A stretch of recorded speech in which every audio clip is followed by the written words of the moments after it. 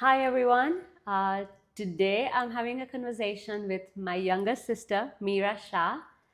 Um, she is an MD at Synresins Limited, and I am super proud of her. And she's an inspiration to me and so many around us. And thank you, Mira, for this conversation.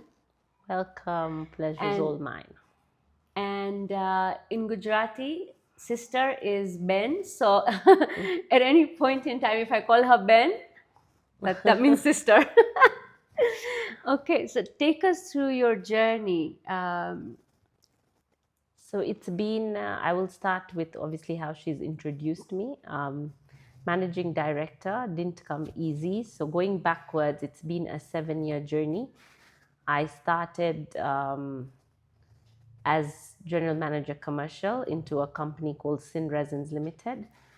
And it was time in the company when it was very turbulent, a lot of mistrust, internal theft into the company, and a time when a lot of nobody was asking why. Everyone was just allowed to do what they wanted. So basically, had to go and put everything on a pause and just recover, redesign, rediscover the entire company. So we started with. Can I ask a question? And you jumped in and said yes to doing that.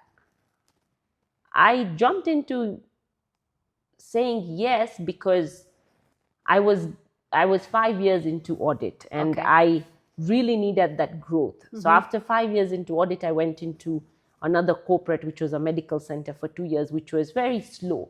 There was no growth. So I was at a stage in my life where I had finished my qualifications, my education, and I really needed to implement all that. And it was the age and the era in my life where yes, I can do this, yes, I can do this, yes, I can do this. So I think it really pushed me to go out of my comfort zone, discover what I'm good at, and really, I don't think I looked at it as work, but really as an opportunity to say yes, yes, yes, because I needed to know that I'm good at what I have studied and really prove it to myself before I prove it to the world. So I think that was what it was. And going into about 6 months of restructuring the company with new people, good team members, systems, putting everything in place, not knowing whether we're making money or not, but at least the basics were in place. And then 6 months in, and the current CEO decided to leave, and I was asked, do you want a chance? And I said,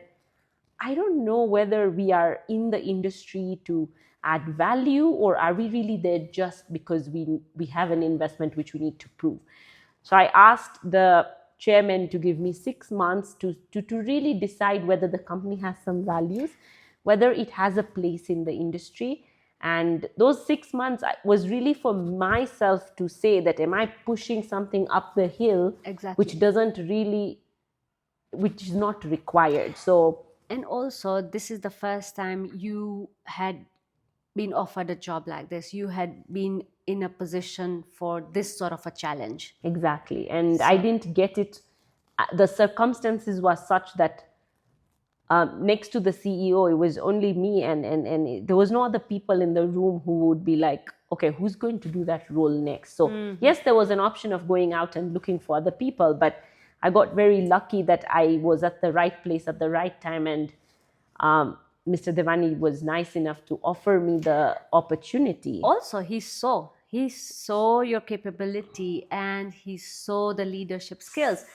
Yes, I like the way you use the word nice enough, but he's a visionary. He And himself also, can see. I only got to know later that when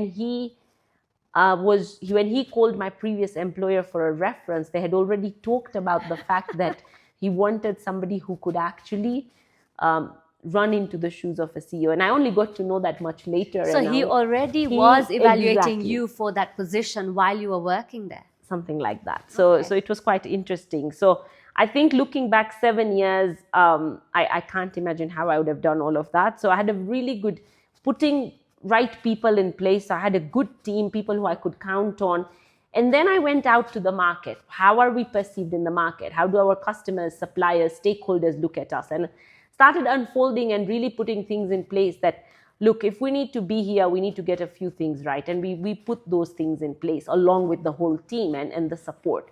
So once we got that in place, now it was like, okay, let's go in there and play the game. So we played the game and really got the company to a height which anybody else could have done if they'd figured out what had to be put in place. I'm sorry. Please do not sell yourself short over here, okay? If somebody was capable of doing, and as you said, Mr. Devani, the chairman, wanted the company to grow, obviously, somebody would have done it. But here we are, you've done it. And when you say that effectiveness from when you started and now, give us, for us to understand the effectiveness, like where you were at and where you're now. So we were at about 65 people as a company. Our presence was not so widely accepted around Africa. We were maybe less than breaking even. The growth over the 7 years has been an average of about 15 to 18% on average every year, apart from one of the years which was political instability of elections. Nothing to, maybe we didn't try enough, but it was really disturbing for the 2 months that we were closed. But despite all that, I think over time we've managed to build a good team. We're a team of 100 now. Looking back, we have structures, systems, departments. It works like magic, how all the domino effects just come together. We have presence in about 7 African countries. We strive to grow every day because seriously, despite all the effort we put in, we still don't have significant market share just because of how much material comes from outside. So our work doesn't end until we've probably supplied Africa. So I think that's what keeps us going, the market dynamics and the challenges around us. And that's what we've built, and I couldn't have done it alone. So it's definitely the support system around me and the company itself. And huge shout out for giving a chance and an opportunity to be presented and for me to say yes, definitely. So I think it was all that. Awesome. Now, when you joined 7 years ago, when you actually said yes, dude, you were like in your early 30s, yeah? Yes. And you said yes, but you're young. You have to lead people who are like double in age, like double your age, and gender. Sorry, but this has to be talked about because it's a male-dominated industry. How did you, was it easy? What strategies did you use to blend in? I think every time, I mean, it's not the first time I'm talking about these things, but every time in my Synresins life, when I talk about these things come up. But at that time when they were happening, it didn't sound so big. So when you are in that situation, in that circumstance, it didn't sound like, oh wow, you're thrown into this male dominated. It was you just discovered it. So like any other industry, like any other gender, you got to prove yourself. So wherever you are and whenever you're trying to make a difference, if you do not live your word, if you do not commit to your word, you will not be taken seriously. So our word had to mean everything. When we say we were going to do this, we had to deliver the full package. Then people started relying on us because they saw the commitment. They saw that, it's not just all false promises. There is action behind the commitment.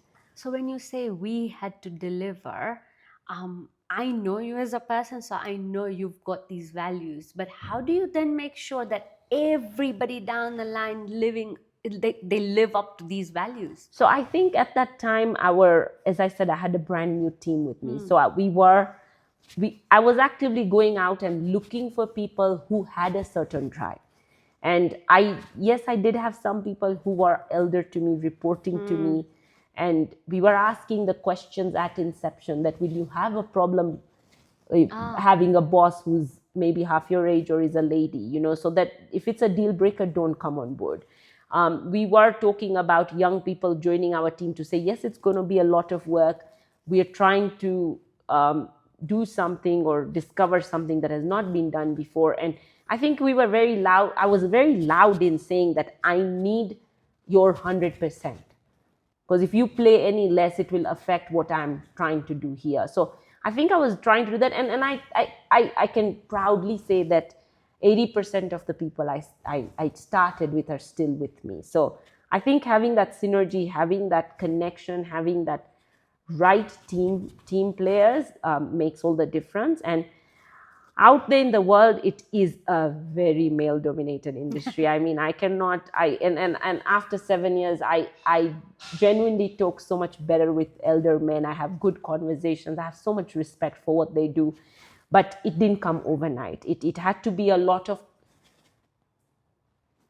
there was a lot of questioning. Who are you? You know, you're nothing. Why are you making me do this? Or I don't take you seriously. Or who are you to ask me to do this? So it was a lot of, okay, over time, because of what we've done, the respect was earned. In any situation, respect is always earned.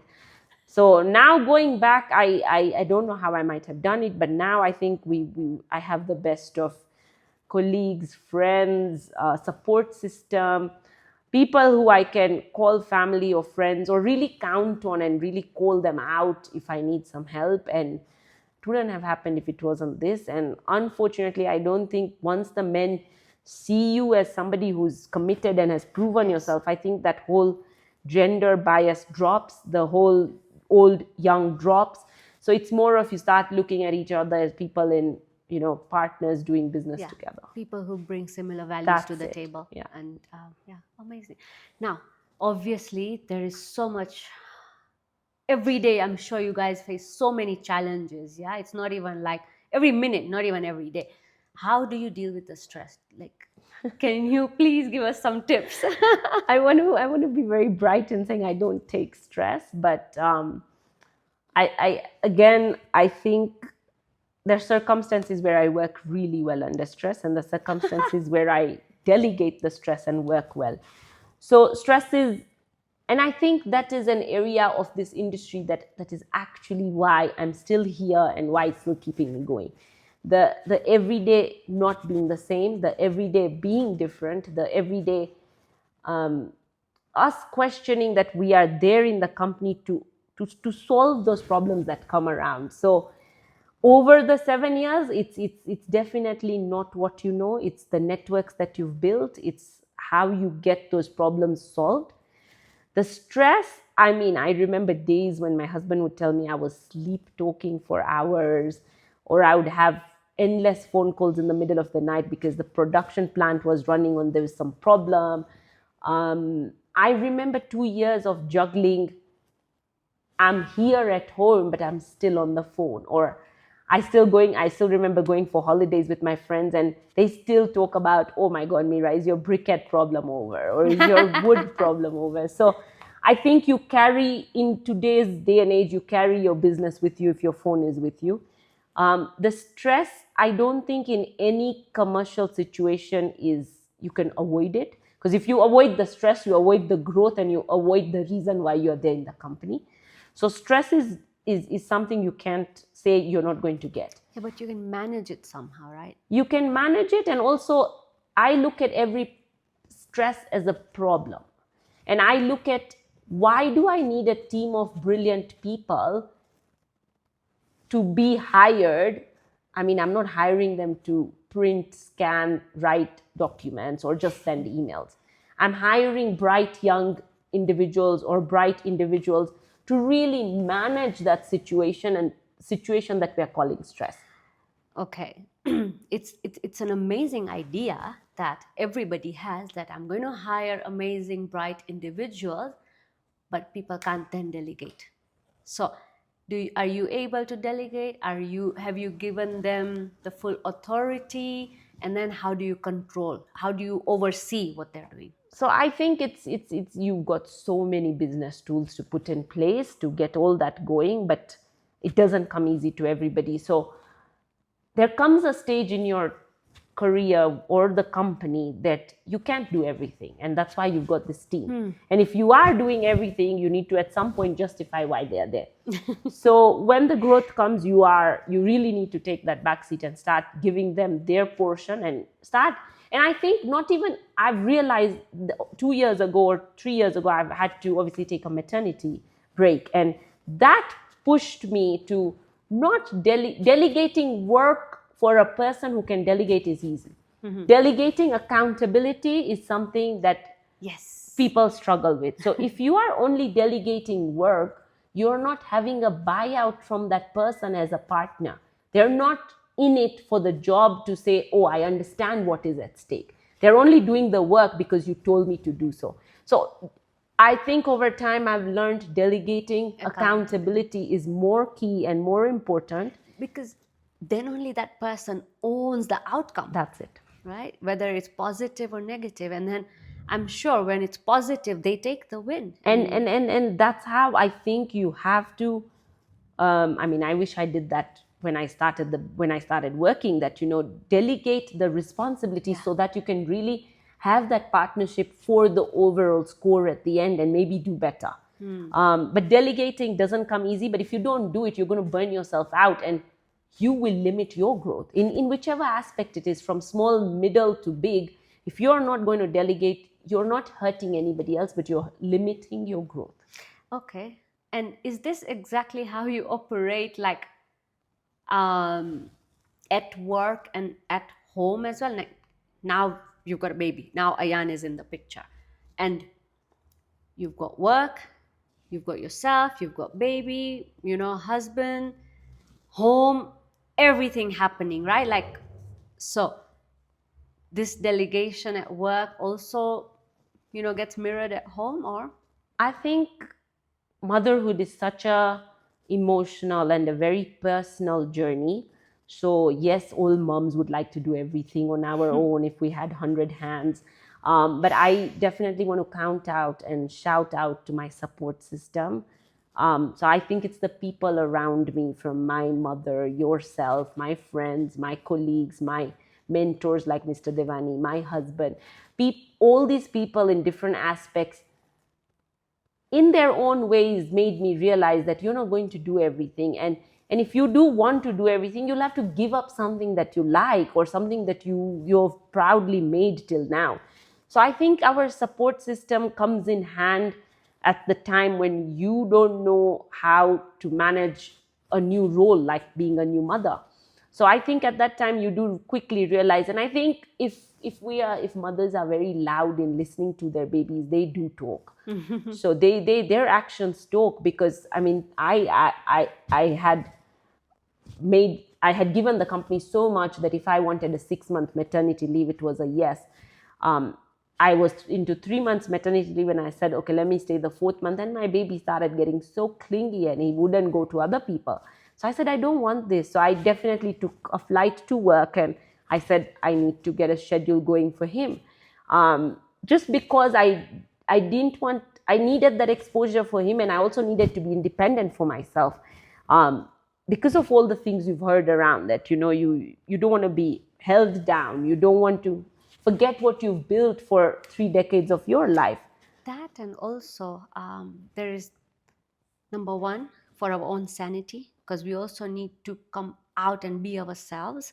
Number two, also showing our kids that mommy and daddy both can go to work. Yes. And there is, the equality starts from now. And now when we ask Ayan, where's mommy? Mommy goes to work. Where's daddy? Daddy is at work, and he's so fine with it. Yes. And they grow up seeing all this, right? So I think it's so important. And okay, let's talk about. Nobody has an answer to this, by the way. Mom guilt. It's very, very, very it's so real, right? Yeah.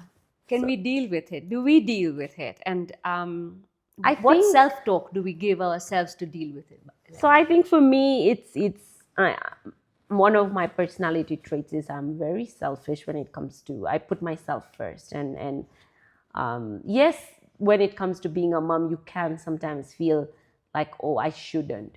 But I think having that relation, or having those, being a corporate, being a mom, being a wife, being a daughter, being so many things, it gives you that you can do everything for everybody and then do whatever you need last. But I think that's not fair on yourself, because if you apply the airplane theory, that if you are at your best, you can Yeah. actually then support the rest in a much better way. So if you are looked after, people around you are naturally looked after. And touching a little bit on your previous question that, do you naturally delegate in your personal life? I mean, I have no choice and I have to delegate. And Kenya calls for amazing support, whether you Yes. have the people in your life or not, but at a very low cost, you can get amazing help. Yes. And people are ready to do things for you, but you have to first extend that. You have to ask. So if you ask, I think the help comes. So you've got to use that. I feel you should use it. Awesome. So your plate is already full. Like 24 hours in a day are not enough. With all this going on, you went and signed up for FitBank. Is that because of the Yes. mask thing, like take care of yourself, or what was that? So I basically did a fit banker journey before my pregnancy and realized that we need to give fitness a lot more importance. And then obviously when after postpartum, I wasn't ready. I mean, I had no time. There was just so much to do. And again, my people, 2-3 people around me, my husband, yourself, my friends, I think many people saw that you don't realize that your fitness plays a role towards your confidence, towards how you show up in all areas of your life. So my husband signed up for the course with me where he didn't need it at all. So I think that was support enough to say, you know what, you will find time. And I think it was such a good time, because the more the baby grows, the more they need time, and do everything you need in those first 6 or 8 months when they don't move. Yeah. Because that is the time when you want to really, really go back to yourself to say, I've given you the carrying part, now let me go and focus on myself. So I'm so glad I did it. I'm so glad you did it, yes. because there could have been so many narratives or so many blocks you could have said. If you said any of those, we would have still supported, because I don't have the time, because we already could Yes. see you didn't have, right?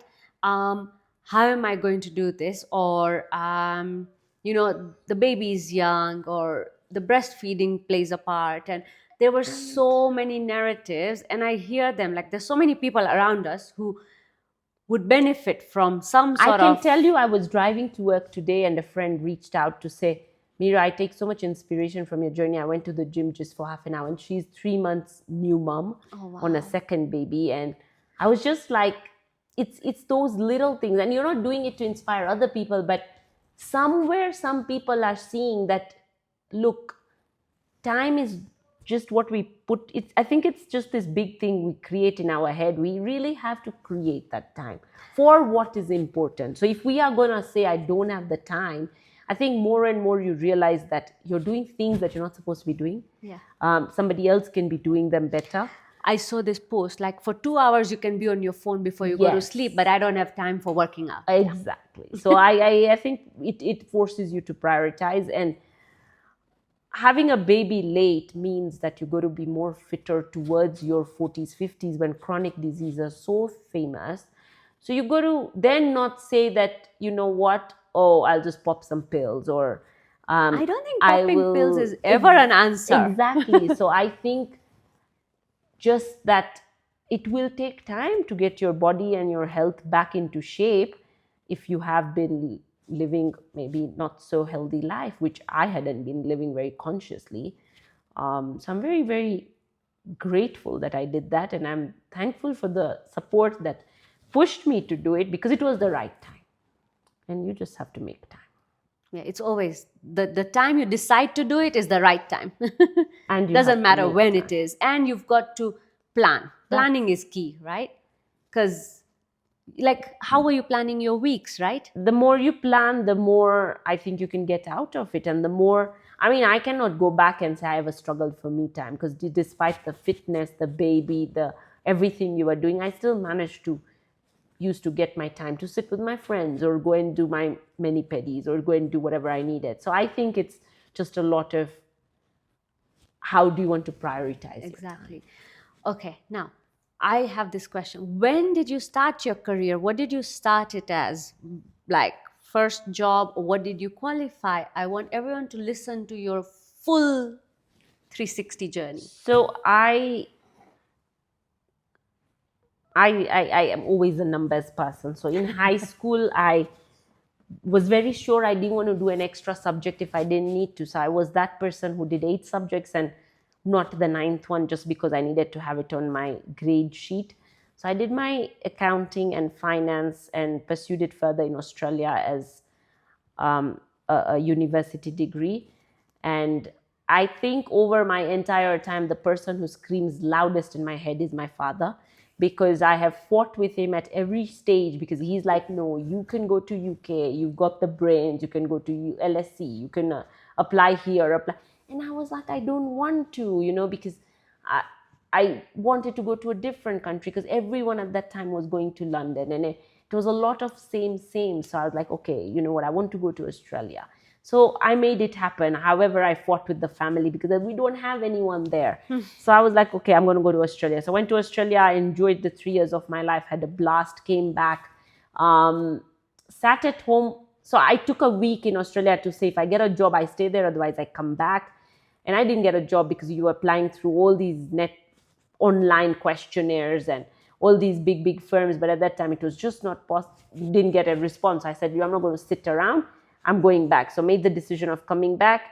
I, again, family business or working outside. So at that time, I think, I'm not sure what our family had, but obviously looking at my sister's journey, who'd worked with the family, and whatever the consequences were, it taught me a lot. Yeah, I think I was so like not with family. I don't know, from my own experience. I think from your journey, we all learned that maybe branch out. So I think that gave me a chance to, again, sat at home for 10 days, took the first job I got, applied to so many places, worked at a small audit firm, learned a lot, again, had so much fun. Do you realize how dad was on your case? Why I can still remember, yeah. Then obviously I joined PKF for 5 years, and that's, I think, the highlight, where I got to really experience different industries, different companies, what they do, how companies are supposed to be run. And we were paid, I mean, no offense to the audit firms, but we were paid really small. And I think that struggle, that entire time in that era, because you're studying, you're working. This is the time you're doing your ACCA as well. Exactly. So the whole, the environment is such that everyone is doing papers. So I think that's why it's good to stick around in an audit firm at that time, because everyone around has got similar energies. So you're being paid really small, you're trying to, and it's a time you're trying to party so much, you're meeting your friends, you have a boyfriend. So there's just so much going on in your life where you're trying to balance everything. And I not once, not twice, I think every week, or if not every other day, my dad and me would quarrel at end. That's petty cash money. I can give you that. You don't need to do. Work for me. I give you 3 or 4 times this. You're staying at work till 10 p.m., 11 p.m., or putting in the hours. Where is it all going? So I think it was a whole lot of that, and then until I finished my papers is when I decided, you know what, I want to live in the current year, because with audit you're always living 1 year behind. So I went into a medical center thinking that I'm going to go in and set up systems and we're going to grow. That was your first job when you took... So before I went into the medical center, I had this dream of setting up my own practice, and that lasted for about 2 months. That, okay, I'm going to get my own clients and going to do all these things that freelance I'm so glad you didn't do. So yeah, obviously I had to try it out, and it didn't work out for whatever reason. And after that, all my jobs have come to me when I've traveled. So I travel, and then someone somewhere will call me to say, I've got your CV, do you need to apply for a job? So I got a really good opportunity with a medical center. I learned a lot again. 2 years, and then I said, you know what, I'm done. And I moved on to Synresins. And my policy's always been every 2 years, if you don't get growth, that's what I want to hear. You need to push yourself. Nobody else is going to do for you. So that's kind of the career progression. And again, we were ready as a couple to have a baby when I got on to become a CEO of Synresins, and obviously the timing was not right. So we decided to delay it.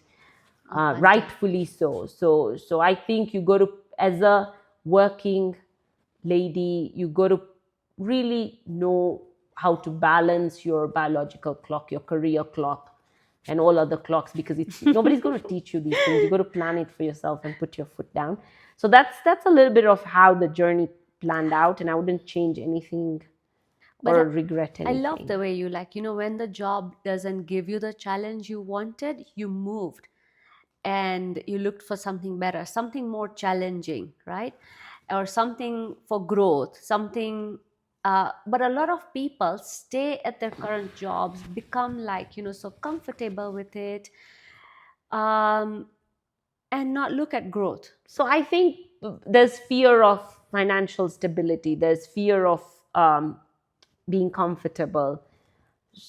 I think for me it came very organically. It came very naturally. But if you don't enjoy what you do, or if you're only doing it for the byproduct, which is money, I think you're thinking about it the wrong way. So growth is every day, every week, every month, every year thing. I don't think it's sit and grow once a year. It is a daily But exercise. that's what I'm saying. Like, exactly how you are as a person is what we are now seeing in your 7-year journey as as CEO and MD at Synresin, because it's growth or nothing. Growth, personal growth, growth for people, all sorts of growth, like wholesome overall, for the numbers, for production, for the company, just different types of growth, but it has to be growing.